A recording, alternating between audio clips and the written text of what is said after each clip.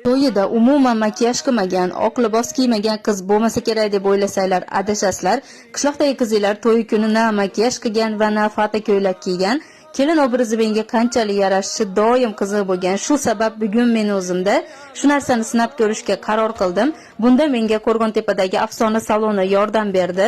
Salonga kirib, ozgina nafas rostlab, makiyajni boshladik. Qoshimni bo'yashiga ayla makiyajim rostmana o'zgacha chiqishiga amin bo'ldim.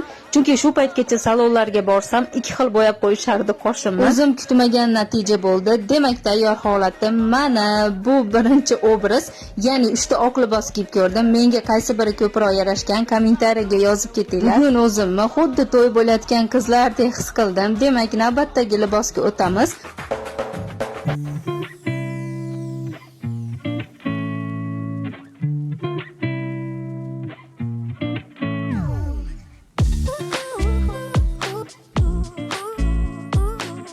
Bu bo'lsa 3-libos, ko'ylakka mos qilib aksessuarlar ham taqib berishdi. Agar rostmana to'yim bo'layotganda bu ko'ylaklardan bittasini tanlamay kunim o'tib ketar edi.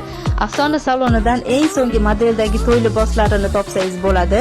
Makiyajni ham yuz tuzilishiga va rangingizga mos qilib, bo'rttirmagan holatda malakali vizajistlar qilib beradi. Narxlari ham hamyonbop.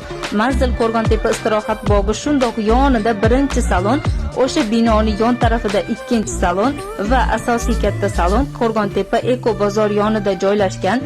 Endi to'y bo'layotgan qizlar, mana sizlarga tayyor sinovdan o'tgan salon. Bu yerda men sizlarga Instagram profillarini qoldiraman, o'tib ishlarini ko'rsanglar bo'ladi.